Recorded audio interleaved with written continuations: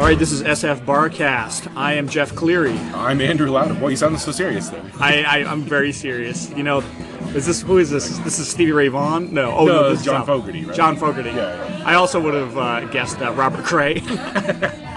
Somebody who likes to bend the guitar and waste everybody's time. Andrew, where are we today?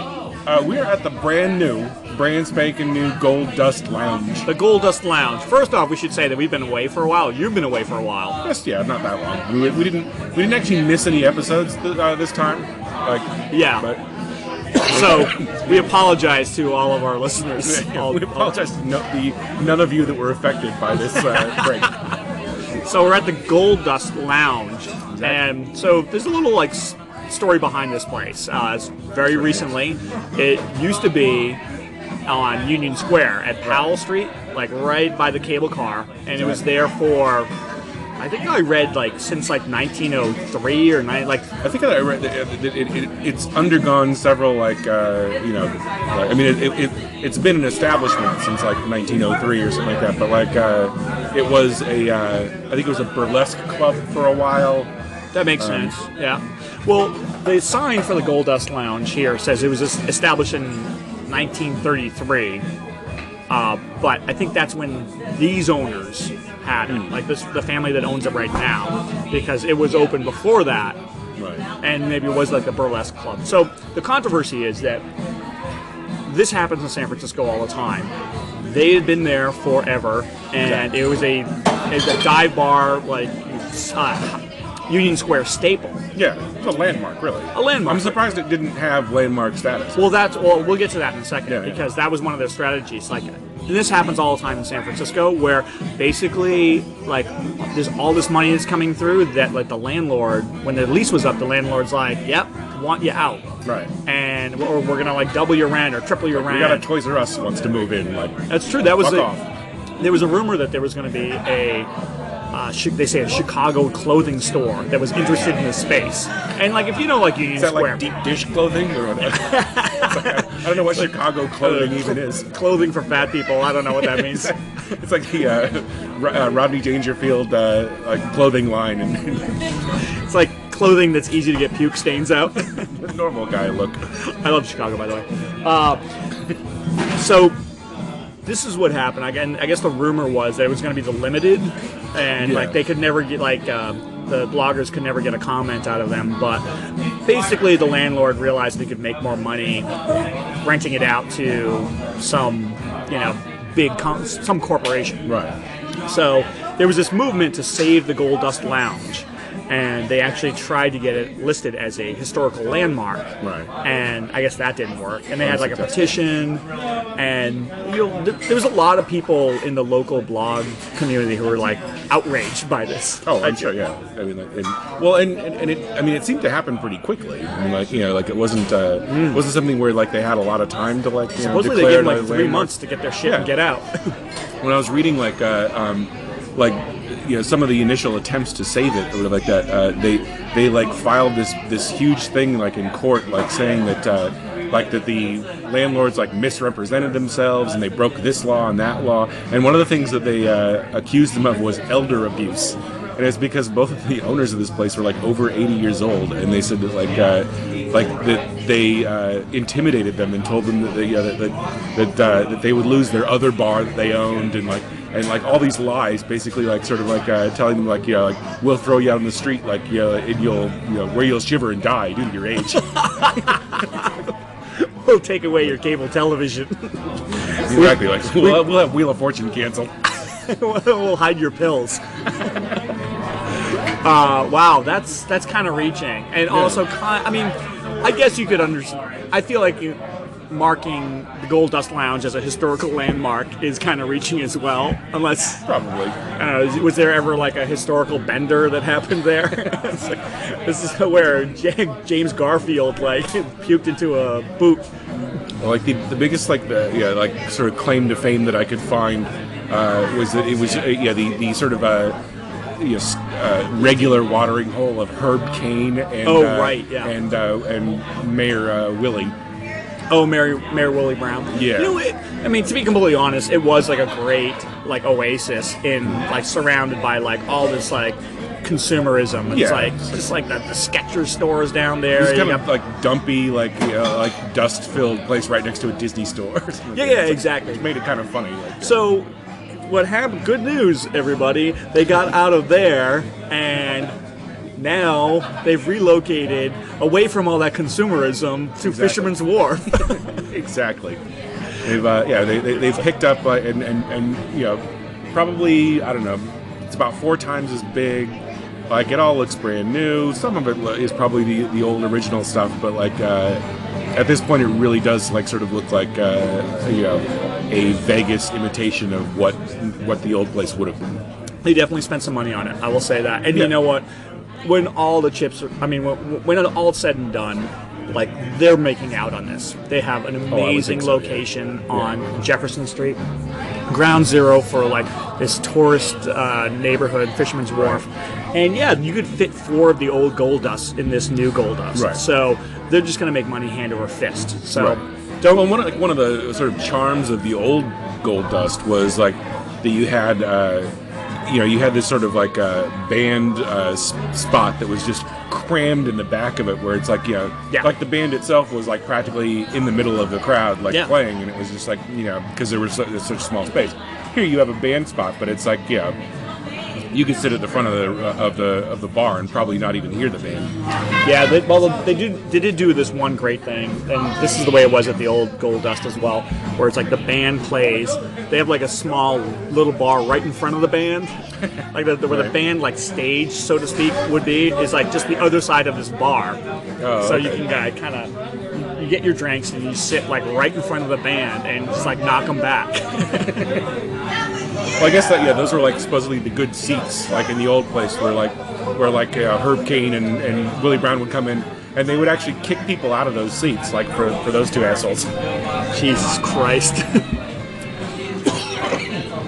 Well, but it is weird. Not weird, but it's funny that they were in Union Square, so they were surrounded by all this like horrible like consumerism. It's like, but they basically traded the Skechers store and like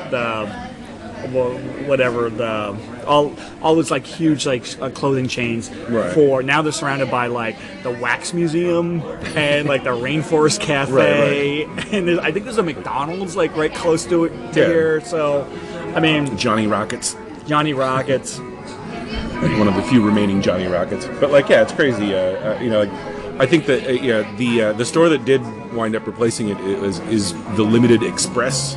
Oh, I okay. guess, and so it actually did it replace it. But apparently, there's also another Express store in the Westfield Shopping Center, less than 0.2 miles away. So I guess that really needed to be there. I mean, if you like to go shopping, that's the place to go. But like, it just like drives me crazy. It's just like everybody like running around like with their bags, like knocking, like slam dancing into each other. Right. But this place is so much bigger than the last place. This is what I'll say. Like, they put a lot of money into this place. Like, it looks like the old Gold Dust, but cleaner and newer. Yeah, deceptive. Because I mean, if you're familiar with the old one, like it does look similar, and like you could sort of fool yourself into thinking that you're at the same place almost. But like, I sort of question whether, I mean, if I was like visiting the city for the first time and I came upon this place, I would be like, oh, total tourist trap. Probably, Yes, exactly. Yeah, this is like same thing as Bubba Gump Shrimp Company or something like that. Like, obviously, like it's just some corporation dumped a lot of money in this place and is trying to fool me into thinking that this is some like authentic San Francisco experience. When it's, Right. Just because there's a guy dressed as a cowboy in front. Well, that's the thing. Like, that's one of the first things I noticed when I walked in here. It's like the old Gold Dust, I mean, legitimately was like a dive bar where like people like, it was a good enough dive bar that, people like the mayor would want to hang out at. But this place, it's like, as soon as you walk in, there's it's got that sort of 49er panning for gold feel to it. Right. Want another beer? I'm all set for now, thanks. And it's almost like in Fisherman's Wharf, you have to have some fucking dude in the front who's like standing around like carnival barking, trying to get people in. But this guy's not carnival barking. He's like dressed like a cowboy, standing up front. Like they didn't have that at the old it's not Gold even like Dust. a Roy Rogers sort of yeehaw cowboy. He's sort of dressed like Black Bart, like Yeah. one of those sort of like a heavy jacket on, You can't tell if he's here for like security, which doesn't make any sense because there's nobody in the fucking bar, or if he's here for like atmosphere. And I think it's atmosphere, but it's like a really shitty attempt at it's not like he's like, hey partner, come on in, have a sarsaparilla. That's the thing. It's like he doesn't look friendly at all. So it's like I'm not sure what the point is. Like if you're walking by this place with your family. You'd avoid it. You'd be like, stay the fuck away. That guy seems intimidating. Like, well, it's like I'm pretty sure he worked. Let's just say I'm pretty sure he is working for the place, not just like standing around, like giving people mean looks. Like at the moment, he's sort of just sitting in front, though, so maybe he doesn't actually work here. Like he's on his coffee break. Yeah, maybe he's just sort of milling around the entrance. But it's really long. It is really long. Yeah. I mean, like the bar has to be. It's got this massive 40 yards all the way down. Well, it's sort of matched on the other side by like this massive sort of like length-long booth with probably 20 tables, and nice sort of velvety chairs. I mean, and stuff like that is one good improvement about this bar. Is like the old Gold Dust. If you went down there, like hey, I'm in Union Square, I need to get like a quick drink. It's like it was Friday, Saturday night. It was packed, but only because it was so small. Right. Well, and there was definitely a lot more. I suppose you had your, the people that were there to see music and the local celebrity or two would stop by. But a lot of times, like the clientele at the old Gold Dust was elderly drunks, really. Oh yeah, and so I think I get the feeling this place is definitely going to skew a lot, It is not going to be younger the same. and not be not be a local hangout really at all. Because what locals really live around here? Yeah, it's going to be a tourist destination just by the sheer location. It has to be. Yeah, there's no way it can't and they're going to love that. They're going to have people coming in here and buying their $6 cocktails. I can imagine the some of the regulars at that old place. I can't imagine they're going to make the trek. No. Okay. Even if they really love the place, it's like, are you really going to hop on the 30 Stockton whatever for half an hour? That's kind of interesting.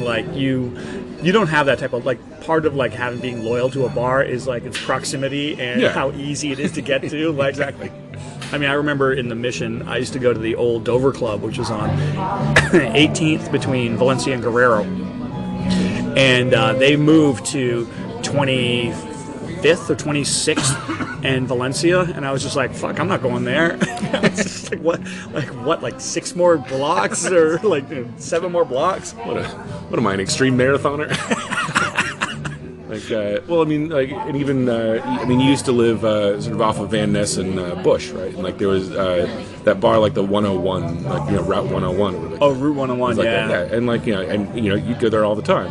And ever since moving away from there, how many it's times? It's not exactly like man, I should really take a cab over to the Route 101. Putting good money after bad. Well, that's that's the thing about having a favorite bar or something is that you need a drink now. That's part of the appeal of it. It's I'm just gonna run down and get a drink, and then I'm not taking a cable car to go get a drink somewhere. Geez, I think 45 minutes from now I'm really gonna want a drink, so I might as well get on a bus. By the way, I just want to point out we're on Fisherman's Wharf and they're playing Sitting on the Dock of the Bay. Yeah, see? And just they must have to play this every hour. Right. And it would just drives the tourists crazy. Yeah, kids, let's go do that. We're going to talk about tourism down here as well. But when we get back, let's take a break. Okay. All right, so this is SF and we are at the Gold Dust Lounge. The Gold Dust partner. The Gold Dust Lounge redo. Redux. All right, we'll be back. All right, we're back. This is SF Barkast. I'm Jeff Cleary. I'm Andrew Lauder. Yes, you are. And we are at the Gold Dust Lounge in Fisherman's Wharf. Fisherman's Wharf. Andrew, let's talk about Fisherman's Wharf, the neighborhood. So for people who don't, if we have to, like, it is I heard somewhere that it's one of the top like 5 tourist destinations in the world. Wow. It's like it goes like Disney World, Disneyland, and maybe I don't know a couple other things, and then there's Fisherman's Wharf. Like that's so odd, and I don't doubt that that's true. But like after you've been here, and like I sort of mentioned this like on a previous episode talking about the hate, where it's like once you've been there for like it's hard to sort of see what tourists see in it. Like, well, this is like I mean because just about every city has a waterfront these days. Well, also like the tourist industry in San Francisco is massive. It's like a multi-billion-dollar industry. And I, a long time ago, used to work for an airport shuttle service, and I would just meet all these people from all over the world, and they're like, yeah, we had to hit San Francisco, had to see all the sights in San Francisco. I was like, really? Okay, good. But this is the thing, like, I've been trying to get my older brother to bring his kids out here, and his whole response has been like, I don't think they're ready for San Francisco. But and then you come down to Fisherman's... There's a lot of subtext in that. Yeah, I know. Like, there is a lot of subtext in that because, like, he takes his kids to, like, Disneyland or Disney World every single year. Right. And, like, I guess they're not ready to see, like, a homeless guy dancing on the street. He's like, I'm not ready for gay kids yet.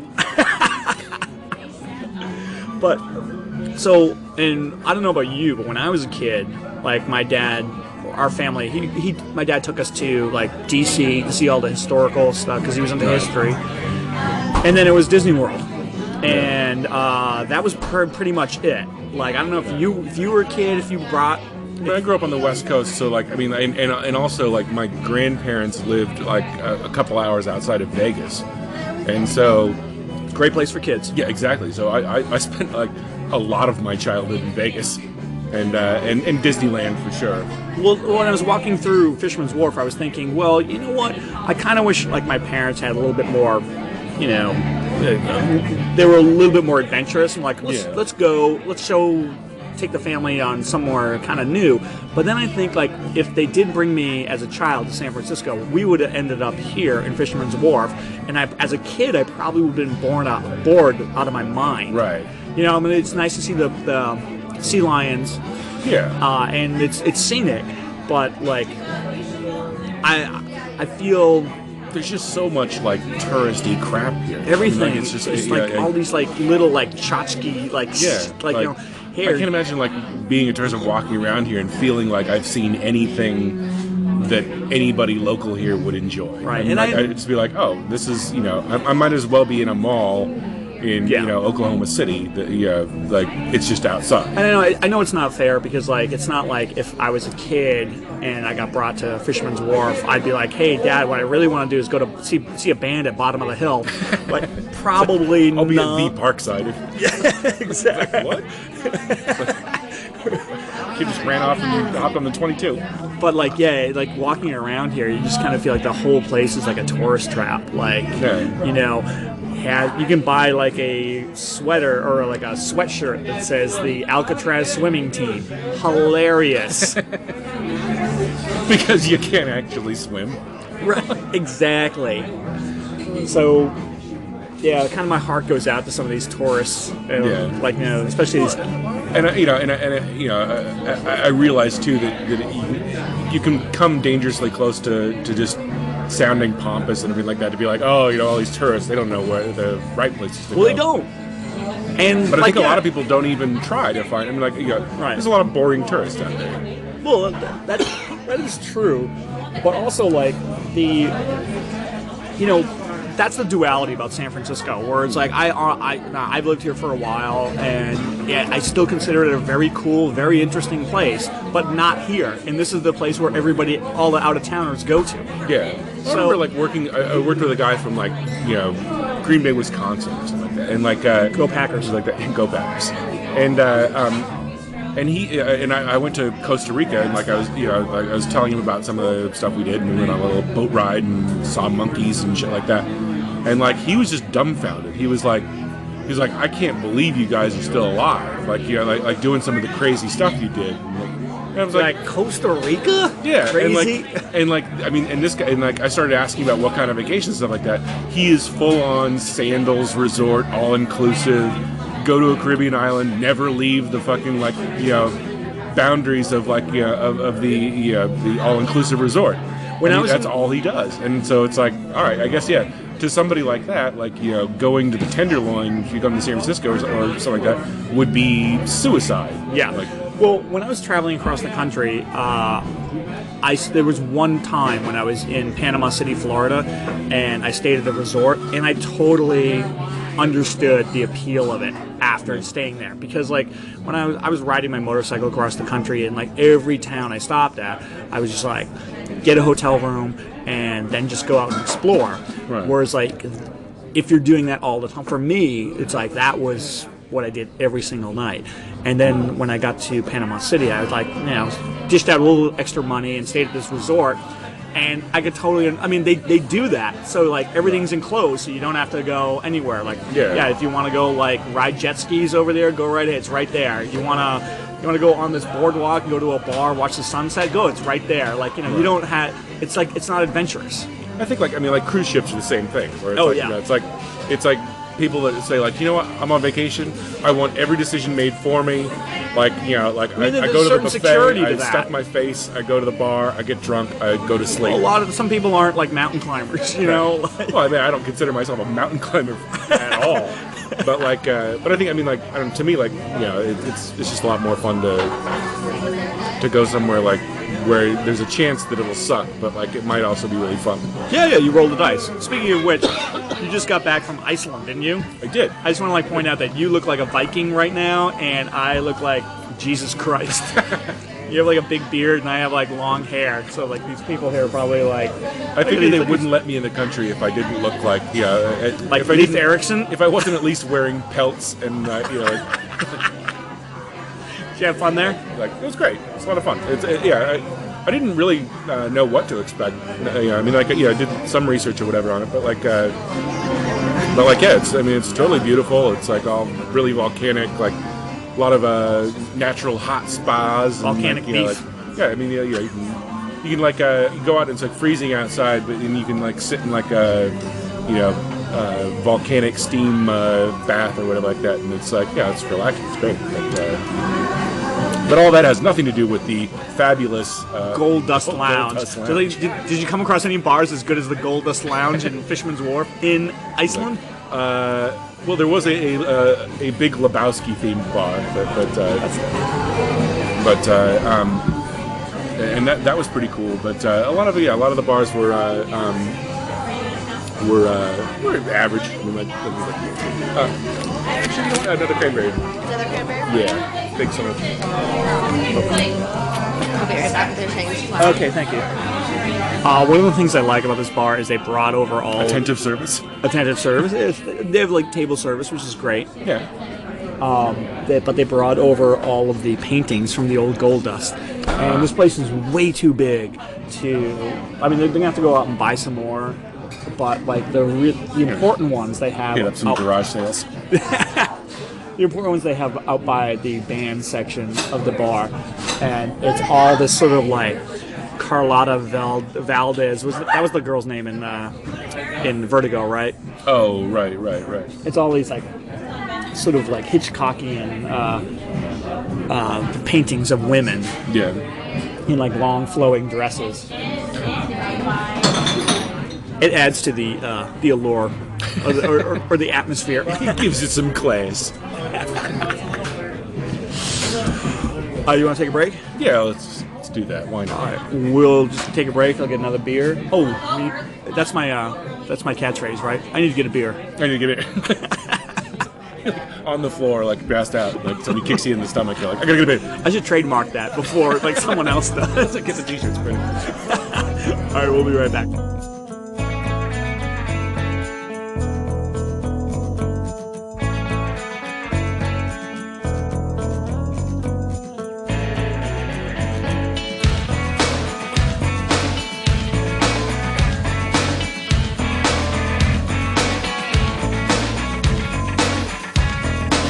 There's this old woman. She lives down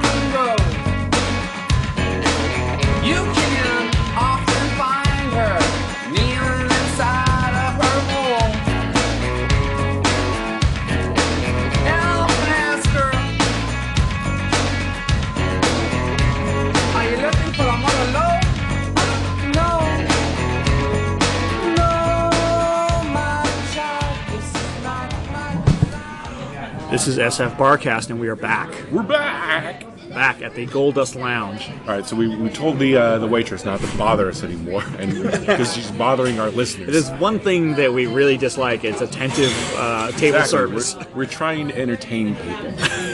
And you're coming over here with your "can I get you a beer" nonsense. Well, let me just say, Andrew, you took a good time to leave San Francisco because last week was kind of brutal with the 49ers lost the Super Bowl. Yeah, like the city's in a pall. It's sort of like... the city was so bummed out for days. And now it's like a Thursday, so people are kind of getting used to it. Hopefully some of those hilarious commercials got them through it. Oh, my God.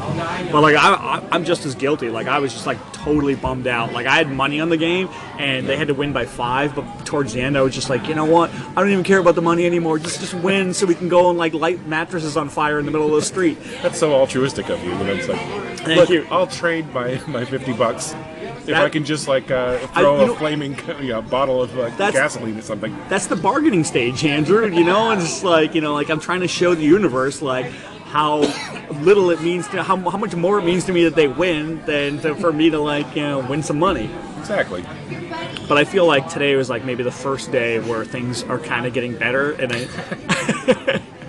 we're coming out of this funk. A calendar that counts down to the March Madness selection show.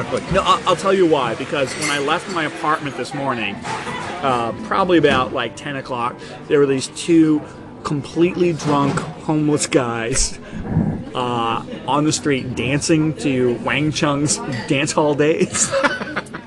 And I was just like, you know what? We're gonna be all right, world. We're all gonna be all right. Things are looking up. In your face, Mayans. I was like, I'm gonna be okay. They're not gonna be okay. They'll probably be dead in the next cold snap. Right, but I'm gonna be okay. But then again, wait a minute. Maybe that's all they had on their agenda for that day. And at 10 a.m., they're just like, oh, checked it off. Right. The whole rest of the day is gravy. Bucket list is now empty. So yeah, I feel like we're all coming out of it, and it's doubly tough for 49er fans because they've never lost a Super Bowl. Now they're 5-1. It's kind of you're not going to get any sympathy from the other teams in the NFL. Because probably not. It's they have no idea how to react to losing a Super Bowl. We don't know how to lose. Exactly. I had to call rank on them and be as a Patriots fan, I've lost 4 Super Bowls and they all suck. Well, and it sort of affected, it affected the podcast in a way too, because over the last few weeks, because I remember thinking, well, obviously, the Patriots are going to make it in, so we can go to the Connecticut Yankee and celebrate there, and then we'll then we'll go somewhere else, and celebrate the 49ers winning or whatever. But that's all been ruined because there's no good Baltimore-themed bars in the city. Although, I want to point out that, I was kind of looking forward to another victory celebration like we had for the Giants when they won the World Series. And I was a little worried that, some cities, if they lose the championship, they riot and, burn things down. But, that didn't happen at all in the Mission. Didn't Vancouver the... Oh yeah, the Canucks. The Canucks, yeah. They tore the city apart when they lost. They lost and they tore the city apart. Did they lose to the Bruins? I think so. Yeah. Yeah. Okay. Cool. But none of that. I just felt it was such a gut punch losing that Super Bowl that people were just you know what? I don't have the energy to light stuff on fire. Don't want to destroy anything. Right. Sorry. For shame, San Francisco. How dare you not take any opportunity to light cars on fire? And once again, we're not getting any sympathy from any other sports locations because we'll be I'll be saying to them oh, I really wanted to celebrate again when we won the World Series. 2 months ago. It's been 3 months since I've seen a mattress on fire in the middle of the street. Do you know what I'm going through? Cleveland. No, you don't. Oh, Christ. Oh, yeah. One of the things I want to point out about this neighborhood is kind of in a very similar vein as like those two homeless guys like dancing to to Wang Chung. Like there's there's a lot of like street performers down here. Oh, okay. And they all have to have like a good act. Right. I wonder if like there's like a real like hierarchy where it's like probably is someone sort of like goes in Carney code or something like that. Yeah, or like someone goes. It's kind of like comedy. You go up and someone's like, "Oh man, you suck." Like you got to work on your act. Right. But like here they have like guys who are like painted all in gold and they do the robot thing. And well, if he still lived in this city, which I don't think he does, we should have had Eric Cash on us. Oh yeah, Eric Cash is a street performer, and he could have like told us all about it. I'm sure like he's probably killed several street performers to get the right spot. You know. Oh yeah, I'm sure. But there was like one like very famous street performer down here in Fisherman's Wharf, where he would like sit on like a milk crate, and he had a very like a bush that he held, like a sort of like a limb of a tree with like a bunch of leaves on it. And then when like tourists would walk by, he would like scare them, like move like ah, and that was his gig. And he was like, doesn't seem entertainment so much as just like borderline assault. I forget which comic talked about this, but they were saying that like it really scared the shit out of a lot of people. But like everybody had the exact same reaction. It's like if they like almost had a heart attack from that, they'd be like, "Oh, that's great. Give the guy $1." And then they go, "I'm gonna wait for this next asshole to get fucking scared out of their fucking like shorts, you know." Oh, okay. And so then they'd like Watch, stand behind and then like wait for him to like scare some other old lady, and then like they laugh their ass off. It seems like the worst kind of entertainment possible. Like I don't know how it ever flew, but like people seem to love it. Like, what would the difference between that and like just like shooting a gun at somebody's feet? Maybe Black Bart out front can help us with that. By the way, speaking of shitty entertainment, we're right next door to like this wax museum. Like, oh boy. I don't know what the appeal of wax museums is. You go in there, you're just like, yeah, that kind of looks like Brad Pitt. Right. But it's not. Right. I've never really. I mean, like, and you know, you get some of your biggest tourist areas in the world, like like Times Square, New York, and Fisherman's Wharf, and you've got a fucking wax museum in the middle of it. Like, dude, and it's like, I mean, like once you've seen like a couple of them, then you kind of feel like, oh, I get it. Like, and then like nothing else is gonna happen. It's like you see this like sultry Angelina Jolie wax like portrait, and you're just like, hey, well, can I fuck it? No? All right. Well, I'm just gonna move on then. it's like, oh, it's like a picture. It's like a bad picture of Brad Pitt, but like it's in 3D. Exactly. It's basically like pictures of people. Like so. But like you hear people talk about like when they have like a new one, like the actual like Johnny Depp will come down and dedicate his like wax statue. It's like, what the fuck like, are you doing? Like you were in Fear and Loathing in Las Vegas, and now this is what you're doing. Like that must be like the worst thing to hear on his schedule, where he's just like sitting with his assistant in Venice or something like that, and they're like, okay, you got to like fly to San Francisco and christen your stupid wax dummy. He was like on the beach, like hungover with Benicio del Toro somewhere, and he like looks at his phone and goes, "Oh shit, I gotta go to Fisherman's Wharf." And he's like, "Well, why are you going there?" He's like, "Oh, I gotta dedicate my wax statue." And Benicio del Toro's like, "You fucking idiot." You really screwed up. He became a big enough star to where that's a thing. Like Benicio del Toro never has to worry about attending his own wax, statue. Benicio del Toro's like, yeah, all I gotta do is like hook up with Scarlett Johansson. So you have fun at your wax museum. Right. There's people starting to like pour in here now. It was a little bit desolate. 5 before. o'clock now. Yeah. Like I have no idea where any of these, other than like other like souvenir stands. I don't know where any of these people would work. You do kind of. I mean, there's a couple people in like business attire here, which I don't have no idea. Like, that's what I can't figure out. Is like, the Union Square location that was obvious. Like when you're downtown, you're just like, okay, yeah, these people are getting off work, but it's like down here, it's like unless it's like some stupid like tourist sweatshirt, like right. Don't you know me? I'm the Ducks Boats tour guy. Or I own all the double-decker buses in San Francisco. Yeah, well, that's another thing. Like down here, you just like have this constant parade of double-decker sightseeing tours, and for good reason. I mean, like I don't want to don't want people to think that it's a bad place to come. Like, I mean, like you go see the Golden Gate. Because we do have the power to single-handedly destroy the San Francisco tourist economy. All 7 people who listen to this podcast, who live here, I want you to know that it's a good place to go to bring your kids. Well, I think there's 3 other listeners that probably used to live here and have seen everything already. Something's on fire. Yeah, it's probably. I don't know, maybe they're making some sort of specialty drink. Just for the listeners, I have like a horrible sense of taste and smell, but the only thing that I am really like attuned to is fire, and that's like totally like reptilian. You know, it's like, yes, something's on fire. See, to me, it doesn't smell like, and this is fascinating podcasting, by the way. To me, it doesn't smell like a bad thing on fire. It almost smells like a witch rubber. Or I guess that would be bad. I don't know. This is SFBarkast in Smellorama. That's right.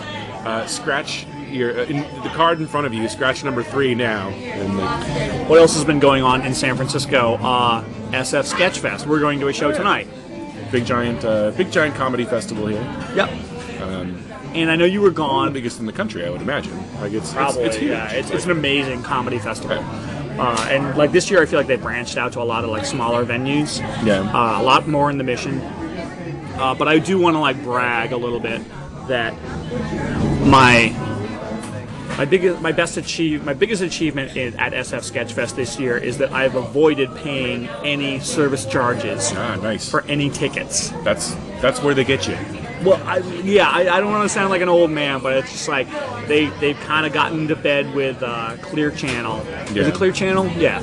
Probably, yeah. I mean, they also use like Ticket Web and stuff like that for other, depending on the venue, I think. Well, this is the thing. I feel like if anyone's out there and they're gonna like do their own festival or like have a show, it's like you could do like brown paper tickets and they don't charge people like $6 for a handling fee, or you could use like Ticketfly. And what's the Eventbrite? Oh, okay. Yeah. And those are other ones, but like Clear Channel, it's just like really, it's one of the things that like makes me want to blow buildings up. You know, where it's like, okay, I'm buying 2 tickets to this one show, and they're like, okay, here's like this service fee, the shipping and hand, like the service fee is like $6. Yeah. And then they want to charge you for them to send it to you, and then they have the gall to ask you if you want insurance on it. It's just like, yeah, like 18. And the thing is, like, if you buy 2 tickets, it's like, okay, what's the handling fee? It's like $6. I'm like, okay, well, $6 isn't that bad. Like, no, $6 a ticket. Right. I'm like, well, they're the same tickets. They're going to the same place. Send them to me. Oh yeah. And they're like, no. It's like $12, and then now do you want insurance? Like this is the first Sketchfest in probably 4 or 5 years at least that I haven't like at least got tickets to like 5 or 6 shows. Oh, it adds up. Oh god, and the thing that's so annoying is like you say, like they won't let you combine service charges. I mean, you can be buying like 6 tickets from the same price, from the same place for the same venue, all that shit. It's like it's like they charge you like $7-8 each. Right, for each ticket. It's like, even if you're like, I'm going to go to these 3 shows, you think like, okay, maybe they'll give me the $6 service charge for 3 shows. It's like, no, you're buying 2 tickets to each show, so it's like $6 for. Yeah, that's ridiculous. And 6 tickets. And maybe it was because we went to Bridgetown up in Portland, and then there was the Burrito Festival in last October. I don't feel like I'm burned out on comedy festivals or anything, but when this one came around this year, like it was a lot more like you know what, like I don't necessarily have to see a ton of these shows this year. The Comedy Burrito Festival was you buy like a pass for $55, which same thing with Bridgetown, which sounds kind of steep. But then you realize that you can go to like any show you want for 3 days. And in Bridgetown, it's the same way. I'm sure it's like more now. Even if it was like $80 each. Yeah. $80 is like 3 shows at Sketchfest. Yeah. So you could see like 12 shows. You could actually spend you could spend that for 2 shows. Like yeah. Oh yeah. Well, there's some shows at Sketchfest for like $50. Yeah. So and then that's before all your service fees. I think I've spent in previous years like over $300 like on tickets for and that's not going like to every fucking show. That's going to like maybe 5 or 6 shows. So if you want to go to, I mean, like, that's the great thing about, like, Bridgetown, is that, like, when you buy a pass, it's like, yeah, if you want to see more shows, you just go. Right. Because you have a pass. Or, like, exactly. here, it's like, yeah, you can spend $300 on tickets, and if you want to see any other shows, you got to dish out again. Right. So, are we through trashing Sketchfest? Yes. Because, like, I know I'm very excited about the show we're going to go see at Sketchfest tonight at Cobb's. Well, we'll try not to release this podcast before we go, so that they don't listen to it and shut us out. I mean, it's a great festival. It's just expensive. no, it truly is, and like, yeah, I mean, I don't want to shit all over it too much, but like, I feel like it's gotten Go ahead, release even your more bowels. expensive. No. What about the drinks at this bar? Like, actually, I think they're pretty reasonable. Like $5. I mean, maybe it's happy hour, but I feel like their selection of beers anyway isn't that great. I mean, like they only have the Lagunitas IPA, so they're not exactly catering to a hipster crowd, I know, but like it seems like a lot of the other beers on tap are pretty standard stuff. Sam Adams, Widmer, like Anchorstein. I feel like there's going to be a lot of people who know the story of the Gold Dust and how they got basically kicked out of Union Square, and they're going to be like, oh, a little curious about coming down and seeing it down here. And I think those people, the people who like the old Gold Dust, will come down here and be like, oh, it's fine, but it's not the old Gold Dust. Yeah. And now I'm It really is sort of like if Disneyland had Gold Dust World. Yeah, But, exactly. it would be this. If you want like a gold panning theme, this would be the place. Right. But it's like I feel like a lot of people will come down and be like, oh, I'm curious to see what the new Gold Dust is, and they'll come down here and be like, it's clean, it's big, and now I'm in Fisherman's Wharf. How the fuck do I get out? I think I'll just walk into the fucking ocean if you don't mind. I'm gonna go dive into the bay. I got a choice of going to Bubba Gump's or shooting myself in the mouth. Exactly. I'm kind of sick of this place. Let's get some popcorn shrimp. Let's get some popcorn shrimp and kill ourselves. All right, let's take a break. This is SF Sketchfest, and we are. This is SFBarkast, actually. Oh, right. You said SF Sketchfest. After all that, like, Are you trying to like? hey, this is the part of the podcast where we're a little slippy. Right. So shut up, Mom. We've entered the apologizing section of the. It was a Freudian slip because I want to be so involved in Sketchfest. Of course. So this is SFBarkast. This is Larry Flint's Hustlers Club. We'll be right back. And we're back. Hey, all right. This is SFBarkast. Barcast. And we are at the Gold Dust Lounge. I plead insanity. What's the difference between a lounge and like a tavern? I think tavern And a bar. Well, these are all good questions. We need a legal expert here, I'm sure. But we don't have that right now. Yeah, I would say a lounge. You're going to find a softer seat. A softer seat? Yeah, like a lounge. I've got this like. It is a beautiful, long, padded seat that you have. Also, one of the things I want to point out about this bar that I like is, and I didn't realize this when we came in, that on the ceiling they have like painted cherubs. Oh, that's from the old place, right? It's kind of it's from the old place, but I think like that's good. Like, and when is that going to come into play? When you're passed out on When the you're floor. when you're passed out on your back and just totally like drunk off your ass, and you want to look up, you want to see something nice. It's like these little cherubs, little angels. See, they should complete it by like painting like devils on the floor or something like that. So Or they should complete it by like putting messages like "Time for you to go home" on the ceiling. your family misses you. Exactly. You've had enough, sir. Your children don't know your name. Exactly. Your family is a stranger. Go home. Excellent ideas. All ideas that we can put into place when we open our own bar. If anybody ever listens to this and is thinking about opening their own bar, somewhere down the line, someone will put like a theme bar all dedicated to all the stupid shit we've said. I think just about anybody that's had enough drinks in a night considers what they would do with their own bar. That's true. All right, so you know what time it is, Andrew? I think I know. I don't think the listener knows. It's about that time. Bullshit pint. Time to bust a rhyme. Time to dance on a dime. No, it is. You're right the first time. It is bullshit pint time. Bullshit pint. Where's your Jamaican music? I don't have it this time. All right, so we have a pint here from the Gold Dust Lounge, and I have a full pint of water, and I'm about to pour it in. Right. And what do you think, Andrew? Do you think it's gonna like? I'm looking at the glass. Well, you know what? It looks a little small, but I could be wrong. You know what? I think this one is gonna pass. And which is actually very surprising because when you're in like a tourist trap place, you would expect to be ripped off. Where was the place that? Oh, it was Yancey's. Yancey's is the place of the most egregious. Not even a tourist place. Not at all, unless you're like a really shitty tourist, or you made like a few wrong turns. Well, according to the Foder's guidebook, the Inner Richmond is the place to be. It was great in 1972. So here we go, bullshit pint. All right, pour away. Here we go, pour away. All right, about a quarter of the way there. I'm saying it's going to be good.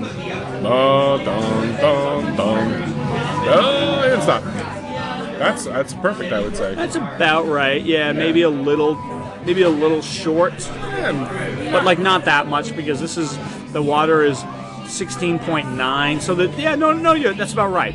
So I would say it's about that's a proper pint. So it is not a bullshit pint. It is not proper. It is so.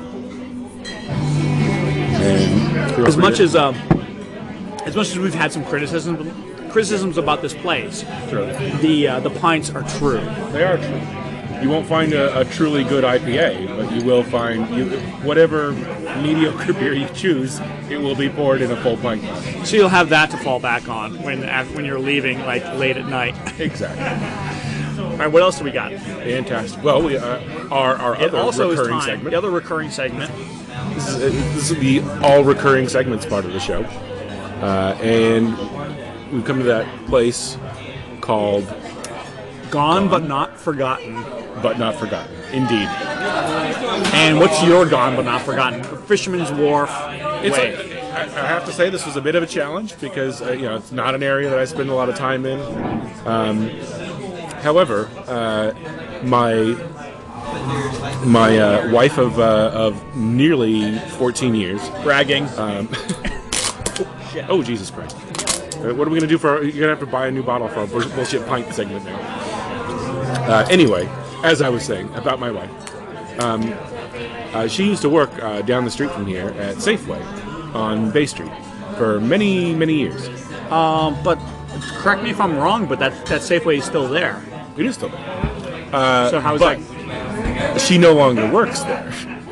Okay. And I used to be able to go when we were first dating. I used to be able to go in, and there has to be a statute of limitations on this, so I don't think I'm going to get her in any trouble when I say this. But I would go into the store, pick up a 12er of your finest, whatever beer was available. Finest, cheapest beer.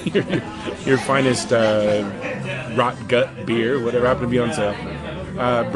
Get a couple of 12ers, whatever. Go through her line, and magically the $12 or $15 half rack of beer would cost about $1.50. Wow! Due to someone making a mistake while ringing it up. Did you? I know all the listeners are thinking this as well. Did you propose to her right there in that line? Because I would have. Well, I certainly thought about it. However, at the time, there were probably several Chinese people waiting behind me to buy 50-pound bags of rice. So, you should have told them to wait. You're like, I'm with the woman I love. And that wasn't a racist statement, by the way. My wife used to constantly complain about the days when the large bags of rice would go on sale and the place would be overrun with Asians buying huge sacks of rice. So she's the racist. Yes, exactly. Please send all cards and letters to my wife. She'd be taken off of the air. Well, okay, I'm gonna let that one. I'm gonna allow that one, even though the Safeway is still there. I said it was a hard one because I'm not that familiar with this area, but my Gone But Not Forgotten is the North Point Theater which was a single screen movie theater right on North Point. Right. I forget the cross street, maybe Like Stockton. Yeah, I think it may be Stockton. And I have no idea whether I walked by it today, and I think they're having some sort of like judo championship in there. Nice. Probably a nice roomy place for judo, I would think. I mean, it's a theater that had probably, I don't know, maybe like 500 seats in there, and it's been closed for like a long time. Like the single screen theater is definitely a dead thing now. Well, you would think that like in San Francisco, where like real estate and space is at a premium, like somebody would have done something with it. Yeah, you would think and so it's still there. A heavily tourist area too. I mean, yeah, exactly.